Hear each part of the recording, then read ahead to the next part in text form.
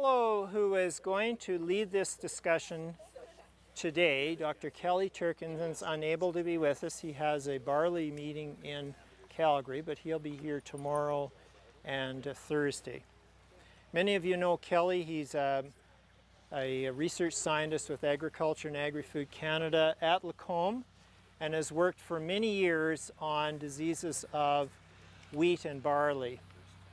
And here in this particular module, Dr. Turkington has brought along some Riker mounts. These are mounts that have actual specimens of diseases. And symptom recognition is, I think, one of the great things about these diagnostic field schools is you come and you learn how these diseases look. So we'll give you a few minutes to have a look at some of these. We've also brought along some examples of other kinds of material. Some are just display copies. This is really the Bible of crop diseases, by the way. It's worth 35 bucks. It's available through the University of Saskatchewan. It's called Diseases of Field Crops in Canada. So if you are out there in the field and you want nice pictures, color pictures to help you when you're doing your on-site diagnostics, this is the book to have. And it deals with all the field crops, cereals, oilseeds, corn, pulse crops. It's a great book, written by Western Canadian plant pathologists for the most part. So it's available from the University of Saskatchewan. The Canadian Phytopathological Society produced this book and it was updated a few years ago. So the information is fairly current. It discusses the symptom recognition, biology, and disease management. We've also brought along a number of fact sheets, and you're welcome to take copies of those and display copies of some other kinds of books that are available. We also brought some posters along here, but we don't have any materials to mount the posters. We'll have to get that done for tomorrow. So there's lots of great information out there on crop diseases to help you recognize and manage them. So beyond what we're going to talk about today, I'd encourage all of you to begin to build a library of information on crop diseases. And it won't be too long before we'll have apps for our iPhones like they do, for example, in the sod and turf industry. They have a great app that the golf course managers can go out and they can take a picture of a disease on the grass, and it searches for, through symptom recognition software, gives them probabilities of diseases, and when they find the one they think it is, press another button. It brings up all the life cycle, all the control measures, all the current fungicides that can be used. We aren't too far away from that for cereals and oilseed crops. That'll be the way of the future. We get a lot of pictures sent to us for digital diagnosis, I call it, pictures that come through, and good quality pictures allow a scientist like myself in my office to take a virtual tour of the field with you, the crop consultants, and we can often, help diagnose problems that way. In the cereal module here, then, in addition to the resource material, in your handout here is a diagram of a plot that's just behind you here. And it contains two varieties of durum wheat, one variety of barley, and one variety of spring wheat. And you'll see them listed here. And they go this way, all the way down north-south. Going across these four varieties, and you'll see the markers on this side of the plot, the west side of the plot, are the fungicide treatments that have been applied here. And Dr. Turkington set this up to have a look at fungicide timing. One popular option is the use of a half rate of fungicide with herbicide. So that one is in here. Another option is the flag leaf application of a fungicide. And then finally, the head application. So some of these treatments here have all three of those on all four crops. Others take away one of those treatments so that you can see the differences that are there. The check plot that has not been sprayed is at the very far end. We were walking through there a minute ago, and in the barley we can already see a disease called scald and another one called a spot form of net blotch disease. In the wheat, we're seeing some spot blotch and some septoria or stegonospora leaf spot. So all of these are fungal diseases, and they're residue borne, and they're very common here in southern Alberta. Now, the diseases are not to the point where you can see visible differences on these yet. But we will take a walk along there and we'll have a look at these. And Kelly did a write-up to accompany his module here, and there's supposed to be handouts available. I'm not sure where they're at. They were supposed to be in the tent here. But he talks about fungicide timing and the difficulty that growers often have determining what is the best option. And I guess to sort of distill through what he wrote here to sort of a central point is that the most critical time to control diseases in cereals is at the flag leaf stage. We can talk about control early in the season, for example, with the herbicide plus fungicide timings, and we can talk about the flag and the head applications. But it's that flag leaf and the one or two leaves below the flag that are the factories that synthesize the carbohydrates that go in to fill the kernels.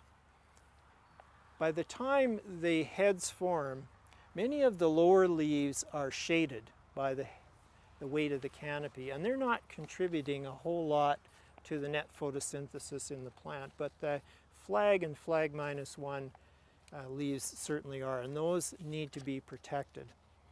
Unfortunately, in plant diseases, we don't have access to a range of therapeutic chemistries or fungicides. Fungicides that will cure infections, like when we take pills to cure afflictions we have. In plant health, we aren't at that stage yet. Some products do have some limited kickback action or eradicative action, but most are protectants, and they must be delivered to the green tissue while it's still green and uninfected in order to have the maximum effect. And so what Kelly wanted to demonstrate in this module here is the importance of doing that.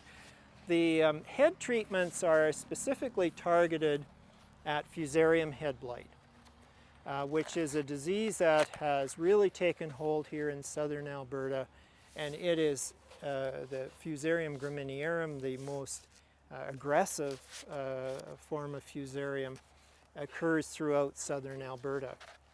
And we've done surveys for it in 2010 and 2011, and we find it in every county in southern Alberta. It's most serious in the counties to the east and the south central areas, and it dwindles as you go further west and north. In fact, once you get out of the irrigated areas of southern Alberta, you find very little Fusarium Graminearum. There are other less harmful species that you will find in other regions of Alberta. But that's not a reason to be complacent, because at one time or another, Fusarium Graminearum has been found in every crop district in Alberta, all 7 crop districts, right up into the Peace region. But here in southern Alberta is very well established now. And if you have been reading the farm press for recent years, you've heard of the horror stories that this disease has caused in Manitoba. Probably close to $2 billion worth of losses from that disease in Manitoba. The heat, humidity, rainfall situation is perfect for it over there. So here in southern Alberta, in the irrigated areas, we really need to watch for this disease. It attacks all types of wheat. There are certainly differences in susceptibility, and Kelly put together a nice chart here that shows the tolerance or resistance to Fusarium head blight amongst all the different types of wheat, oats, and barley. So anything that's red here means it's a very poor resistance. Anything that green means it's good. We don't see a whole lot of green on here, do we? It's a bit of an uphill battle to breed resistance to this disease. So the Fusarium pathogen survives in the crop residues, and in the spring and summer it produces spores that become airborne, and at the time the cereals are flowering, there's a few days there where the anthers, the glooms open up to expose the anthers, pollination is happening, that the Fusarium spores can enter. And the same for the ergot fungus, if you're familiar with that. So that's the stage where we want to deliver some fungicide protection, is to prevent the infection of those kernels. Once the kernels are infected, they don't develop normally. They end up being shriveled, discolored, and the term that is used in grain grading circles is Fusarium damaged kernels. And Fusarium damaged kernels are the result of attack by Fusarium species. Fusarium Graminearum, I mentioned that name before. The reason we're so concerned about it is that it is probably the most pathogenic Fusarium species on cereals, and it also produces the highest levels of mycotoxins. These are chemical byproducts of the pathogenesis that are poisonous to humans and livestock. And anything in excess of 1 part per million in hog feed, for example, is not good. Cattle will tolerate 5, maybe even 10 parts per million of these toxins. But ultimately, the animals will go off their feed. They often vomit. You can get abortions, and in severe cases, even death of the animals. So this is why feedlots will usually test for the levels of DON, which is the most common mycotoxin. That's short for deoxynivalenol. And so that's why Fusarium you lose because of the DON content of the seed, you lose because of the shriveled kernels, and it also, those Fusarium damaged kernels, the brewers don't like them because they don't make good beer. The bakers don't like them because they don't make good flour. And even the ethanol distillers don't like them because the alcohol yield is low. So if you've got high levels of FDKs in your grain, that's not a good thing. How do we control Fusarium head blight? One thing you've got to remember is Fusarium, the head blight, is just one part of a symptom package with this disease. The Fusarium fungus resides in the soil, and it will cause seed decay and seedling blight. It will cause root rot, crown rot, and head blight. So it's the complete pathogen package that can stay with the crop right from seed to maturity. So that's why we want to spare no effort in trying to manage this disease through the use of the varieties that I showed you on that list, through crop rotations, seed treatments, and so on, and of course fungicides at heading application. Now, because we have Fusarium throughout southern Alberta, we're going to see it year in and year out. And so it's a disease that you need to be particularly guarded when you're growing a durum, for example, which is the most susceptible of all of the wheats. And this disease can cause losses of 20 to 30% in durum crops, no problem. It also, I should mention, attacks corn, where it causes a stalk rot and an ear rot. And I hazard a guess to say that virtually every cornfield in southern Alberta has some Fusarium stalk rot caused by Fusarium Graminearum or other species. And it can be a very devastating disease on corn, and it reproduces much better on corn than on cereals. So definite no-no rotating corn and cereals because of the way that the Fusarium passes back and forth. A couple of other diseases I'll mention that we've heard a lot about this year are number one, stripe rust, which is a rust disease of cereals, and it causes orange striping on the leaves. This disease can overwinter in Alberta on winter wheat and spread to spring wheat. And as well, there are spore showers that come in routinely from the Pacific Northwest. And it's a big problem down there. The winter wheat fields in Oregon and Washington, when the prevailing winds sweep up the west coast come across the mountains. They bring those spore showers into southern Alberta and actually right up to the Edmonton area and on into west central Saskatchewan. So stripe rust was first picked up in the Burdett area this year, about 5 weeks ago in a field where it looks like it overwintered because there was 60% incidence of the disease. And then from that time onward, Byron Pachalski, who's with the Ag Canada Research Station over here, he's been out surveying, and now it's pretty well general. The last sort of hot area it was in was the Vulcan, Claresholm, Granum area. It was starting to show up there.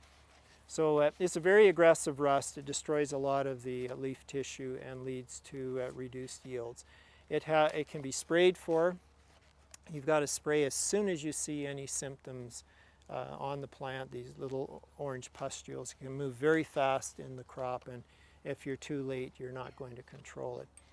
The other group of diseases, the leaf lesion complex, we call them, that includes things like tan spot, septoria, spot blotch. These again are fungi that tend to live more in the crop residues from previous disease crops. They start low on the plant and they move up, and you'll see examples of some of them in these. Okay, you'll see examples of some of these in the plots as we go through them here.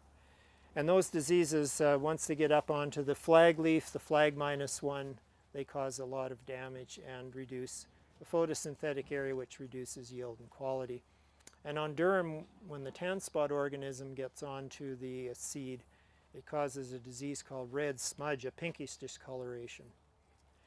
And interestingly enough, one of the leaf lesion complex members, a fungus called Staganospora, also causes identical symptoms to Fusarium in these Fusarium damaged kernels. And you can't distinguish visually an FDK caused by Fusarium or Staganospora. And it actually shows up in some years as the primary cause of the FDKs. It's not always Fusarium, this Staganospora organism does. So fungicide timing is critical for these diseases. You need to protect the crop when the flag and flag -1 are still green.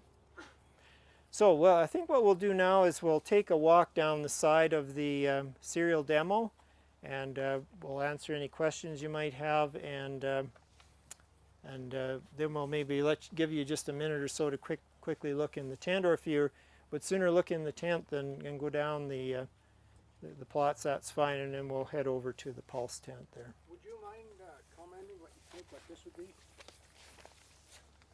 Okay, first of all, what's the crop? Durum. Avonlea durum. Avonlea durum, and we happen to have Avonlea in this trial here. It was sprayed with quilt that late flag have had emerged. Right. The check is a lot cleaner than that. So Okay. there was no fungicide. Right. And did the quilt do anything to control this or not? It looks like it's controlling the disease. Okay. So I don't think this is disease, am I wrong? Okay, well, the infectious disease that these symptoms most closely resemble would be Staganospora leaf spot, which is that organism I talked about earlier. There has been a physiological leaf spot that's not caused by a pathogen that's been showing up in wheat crops, and it looks very similar to this. And the only way you can tell it apart from Staganospora and tan spot are to actually take it to a lab and culture it. If you've put a fungicide on trying to prevent something like this and it's had no effect, there's a good chance it's the physiological leaf spot, which is a chloride deficiency, by the way, that triggers this, and it may not be a fungus at all.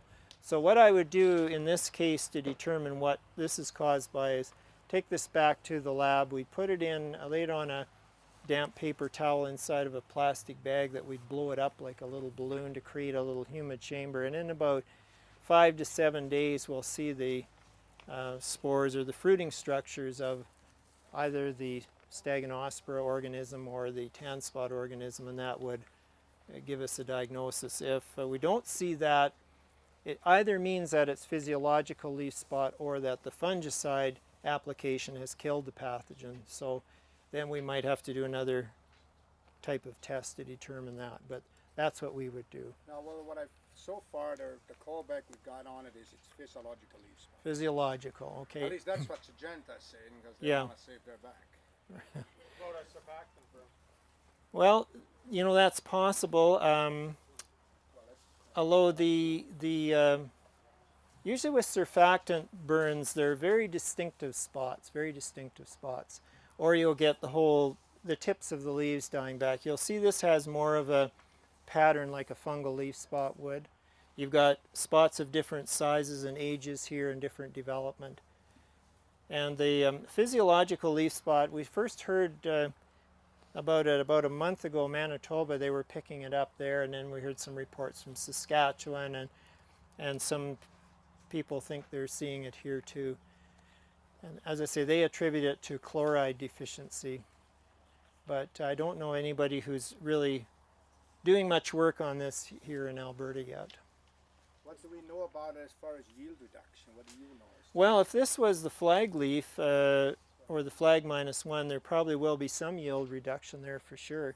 It depends, I guess, if the stem is still green and the head is still green, they will still photosynthesize, and whether the sun is getting to some of the lower leaves below these. But yeah, there probably would be a minor yield reduction with this much spotting. Would it help to apply anything else for that? I don't think so. If it's physiological leaf spot, the conventional fungicides aren't going to do anything unless there's also leaf lesion diseases there.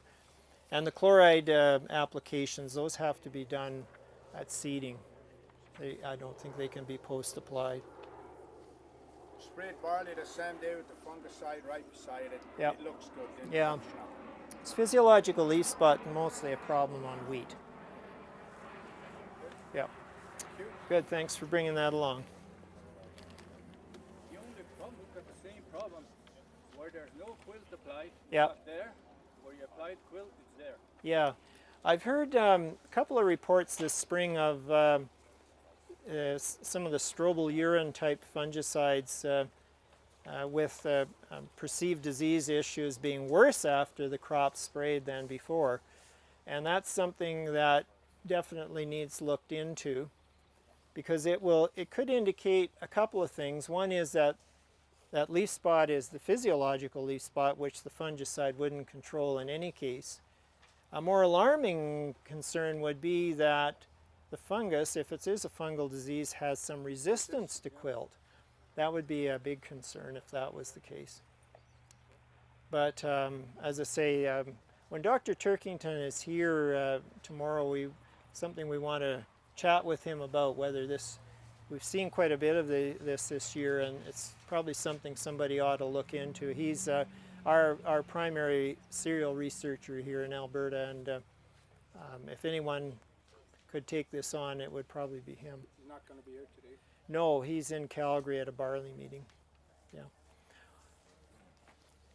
Okay, so let's just wander down in front of these plots here briefly, and we'll just say a few words on those, and then we'll probably move on to the pulses. And if you want to come up here and grab some of these publications before we head down the side, feel free.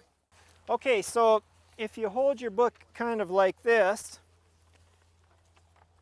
the treatments are, on the far side is the untreated check. And remember, we have the 4 cereal varieties. So down there, if you part the canopy, that's where you'll see your spot blotch and scald in the barley. You'll see your septoria in the wheat. Probably some tan spot and spot blotch there if you look hard enough as well. I did not see any stripe rust, and I just had a very quick look at this, but it could still show up here. Stripe rust normally likes cool, humid conditions to infect.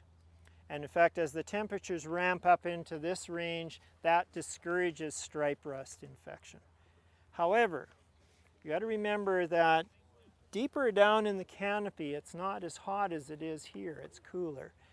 And especially since in the mornings we have long periods of dew on the plants, still conditions favoring stripe rust could be occurring down in the canopy. The other thing with stripe rust that has been seen in the States, and something we're monitoring for here as well, is the development of so-called high temperature strains of stripe rust. These are strains that don't have infection optimums in sort of the 10 to 15 degrees Celsius range as normal stripe rust does, but this is capable of infecting at temperatures up into the 20s and up into the high 20s. So those strains have been reported in Montana and other wheat growing states to the south of us, and it's probably just a matter of time before they move their way up here as well. Okay, so as I mentioned at the outset, Dr. Turkington, when he designed this trial, he wanted to look at, I guess, sort of the optimum package of fungicide delivery, which would be the half rate at on the young plants at herbicide application, then the flag, then the head stage.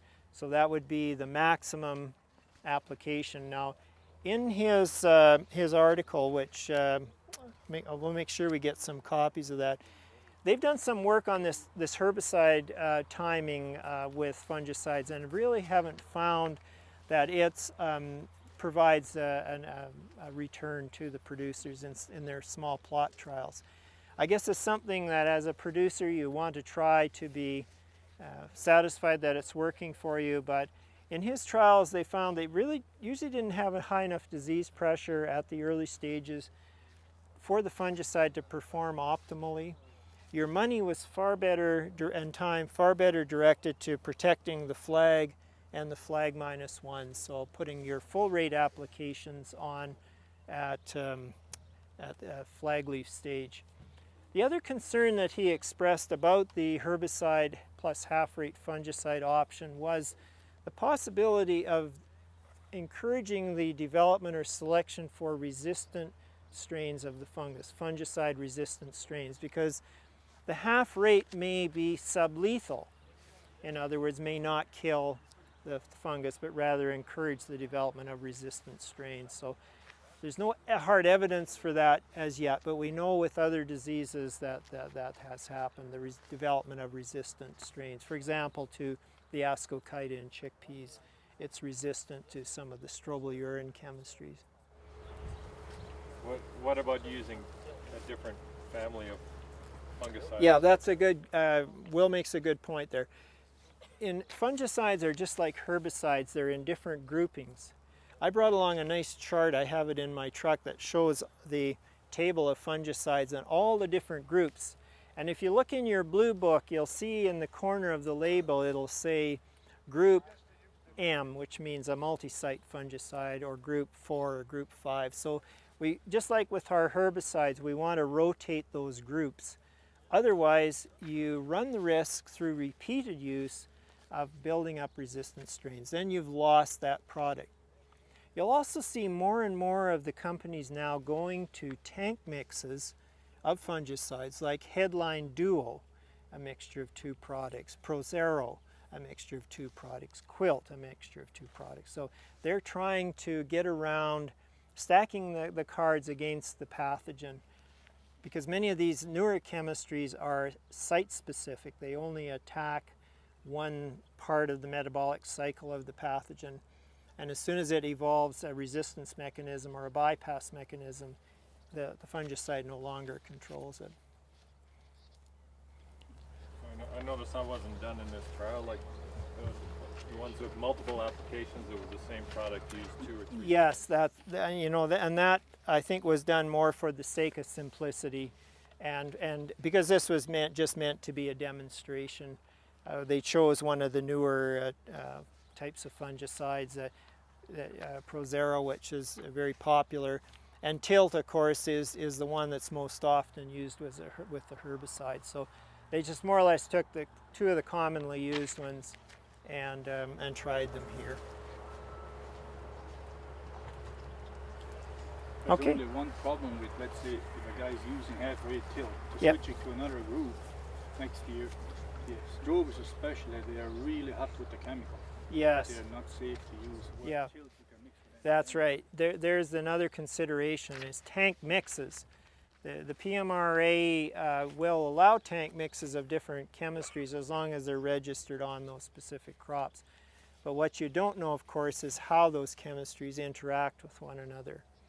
And they may antagonize one another. So you get precipitation in the tanks, or you may get neutralizations of one or both of the products. So yeah, you have to be careful that the products are compatible, that's for sure. All right, any final questions before we head on to look at the wonderful world of pulse diseases? Any questions on canola, cereals, before we head on? So stem rust, if the spores are in the bottom there, and it's hot like now, will they grow up? Stripe rust? Yeah. Okay. Okay, two things about stripe rust. The pustules of stripe rust form mostly on the leaves, although they will form also on the stems and on the glooms.